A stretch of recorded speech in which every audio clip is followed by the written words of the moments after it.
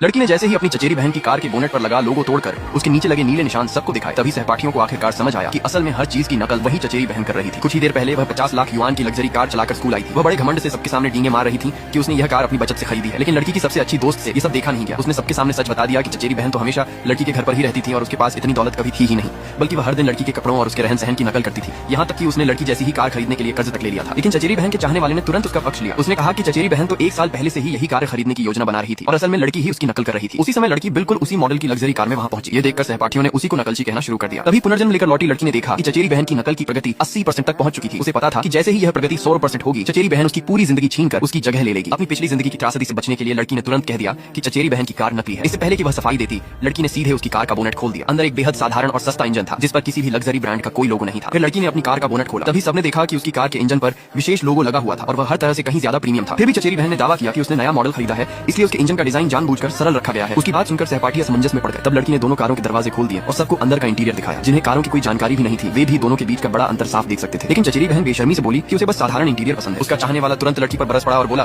कि वह बेवजह झगड़ा कर रही है। उसने लड़की से चचेरी बहन से माफी मांगने की मांग की। जब लड़की ने देखा कि वे लोग अब भी पीछे हटने को तैयार नहीं है, तो उसने सीधे चचेरी बहन की कार का बोनेट वाला लोगो उखाड़ दिया। तभी सभी सहपाठियों को सच्चाई समझ में आ गई। वह लोगो तो केवल गोंद से चिपकाया गया था। चचेरी बहन सिर्फ अमीर होने का दिखावा कर रही थी। चचेरी बहन और उसका चाहने वाला शर्म से पानी पानी हो गए। उसी समय उसकी नकल की प्रगति भी तेजी से गिरने लगी। घबराकर उसने सफाई दी कि कार बेचने वाले ने उसे धोखा दे दिया था। लेकिन लड़की ने बिल्कुल भी रहम नहीं किया। उसने सबके सामने साफ कह दिया कि अगर वह दूसरों की नकल करना बंद नहीं करेगी तो आखिर में खुद ही लोगों के लिए मजाक बन जाएगी। चचेरी बहन गुस्से से जल उठी, लेकिन कुछ कर नहीं सकी। फिर भी उसने लड़की की जान लेने का इरादा नहीं छोड़ा। उसने बेशर्मी से लड़की के नए कपड़ों और नए हेयर स्टाइल की भी नकल कर ली। ये देखकर लड़की की सबसे अच्छी दोस्त से रहा नहीं गया। उसने सबके सामने चचेरी बहन को डांटते हुए कहा कि अब बहुत हो चुका है, उसे नकल करना बंद कर देना चाहिए। सहपाठी आपस में बातें करने लगे और सभी को उसका यह व्यवहार बेहद घटिया लगा। लेकिन चचेरी बहन ने मासूम बनने का नाटक किया। उसने कहा कि सुंदर दिखने का अधिकार सबको है और किसी को भी उसके पहनावे या हेयर स्टाइल में दखल देने का हक नहीं है। सबसे अच्छी दोस्त गुस्से से आग बबूला हो गई। लेकिन लड़की ने शांत स्वर में कहा कि उसके पास चचेरी बहन से निपटने का एक तरीका है। इसके बाद वह अपनी सबसे अच्छी दोस्त को साथ लेकर हेयर सैलून चली गई। जब चचेरी बहन को पता चला कि लड़की का हर महीने का खर्च 10 लाख युआन है, तो उसने फिर से उसकी नकल करना शुरू कर दिया। लड़की ने कहा कि चचेरी बहन ने उधार लेकर एक खराब कार खरीदी और उसे बिल्कुल उसी लग्जरी कार जैसा दिखाने की कोशिश की। उसने लड़की के कपड़ों और हेयर स्टाइल तक की पूरी तरह नकल कर ली। लड़की की सबसे अच्छी दोस्त आखिरकार अपना गुस्सा रोक नहीं सकी और उसने चचेरी बहन को डांटते हुए कहा